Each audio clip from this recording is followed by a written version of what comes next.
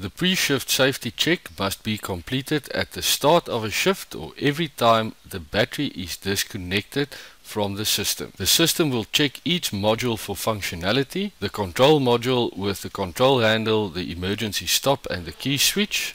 The light box module that controls the lights, the sirens and the door switches will be checked. The brake system will be checked for brake holding power, the emergency dump valve and the release of the cylinders. Radio communication is checked throughout the pre-shift safety check with the modules communicating with each other. The display module is checked indirectly with the driver interacting with the buttons. The power module is also checked indirectly because the pre-shift safety check won't be able to work without power from the power module. On the caboose, again, the control module will be checked with the control handle, the emergency stop and the key switch. The display module is checked indirectly in the same. The light box module again is connected to the lights, the sirens and the door switches that will be checked individually. The power pack must be checked by the driver that when he plugs it in, the system shows there is sufficient charge and it will last the duration of the shift. And again, the radio modules is checked indirectly.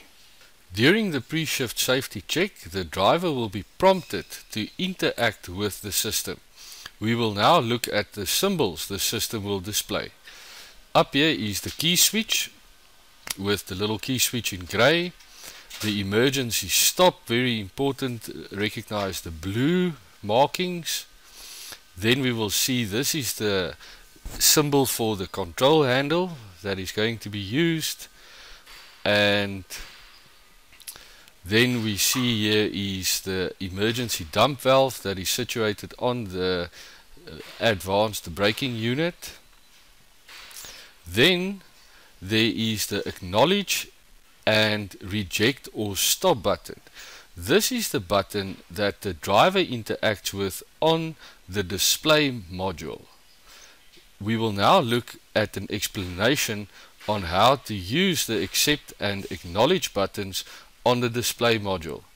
When prompted for the siren, we will have to listen. Do we hear the siren? If we hear the siren, we acknowledge with the green button. If we don't hear the siren, then we will have to stop the process or reject it by pressing the red button.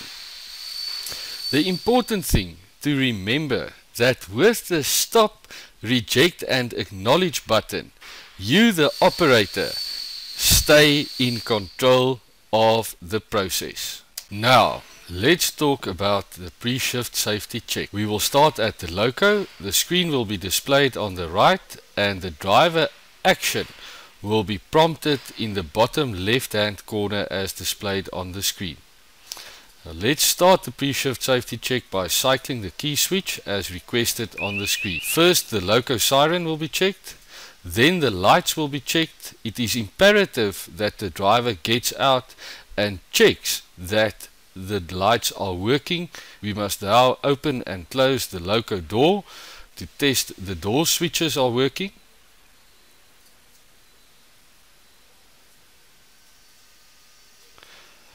The system now prompts us to test the emergency stop button. We release it with a twist action. The internal buzzer must then be checked, and after that the control handle must be checked fully in the forward and reverse direction. The brake holding power test will now commence. Take note of the armature current and battery voltage that's displayed.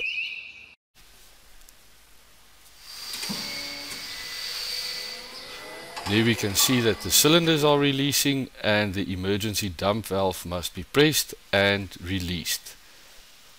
After this, we will move to the caboose side of the pre-shift safety check.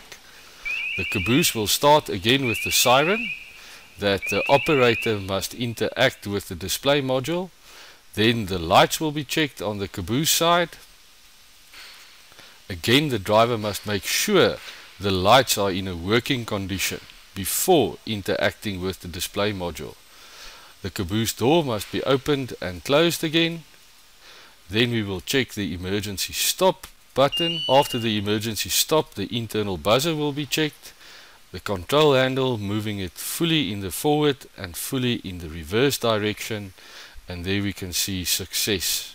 Thank you for watching our little video on the pre-shift safety check. You can at any time replay the video from the course material.